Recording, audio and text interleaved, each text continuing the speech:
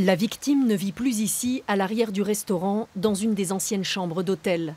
Orphelin recueilli à 20 ans, handicapé mental, pendant 48 ans, il fut Jojo, l'homme à tout faire. Certains clients ne l'ont jamais vu, quand d'autres s'étaient habitués à sa présence dans ce restaurant familial. Il s'occupait un peu de tout, hein. Même quand il y avait le zoo, je me crois qu'il s'occupait un peu. Hein. Quand il y avait les bêtes là-bas.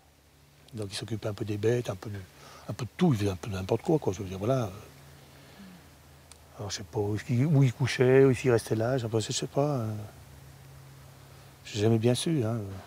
Jojo devient moins discret lorsqu'il perd la vue en 2015. L'hôpital fait un signalement car une succession de coups à la tête pourrait être à l'origine de cette cécité. Des coups répétés, ils auraient été donnés par les propriétaires. Un couple de septuagénaires, aujourd'hui écroué, est mis en examen pour violence sur personnes vulnérables ayant entraîné une infirmité permanente. La fille du couple et son mari sont également mis en examen. Reste à savoir la responsabilité de chacun. On va dire qu'il y a des explications sur comment les choses se sont passées, sur la vie qu'ils menaient tous ensemble pendant toutes ces années dans cet hôtel-restaurant qui a connu des heures de gloire et qui malheureusement, comme parfois les activités, a connu des heures difficiles et ce qui les a, je pense, en tout cas de mon premier regard de défenseur, les a un peu enfermés sur eux-mêmes, tous. Sa famille d'adoption est également accusée de vol et de recel car Jojo n'a jamais été rétribué. Et il n'aurait pas été le seul à être maltraité. L'enquête prend en compte une autre personne aujourd'hui décédée.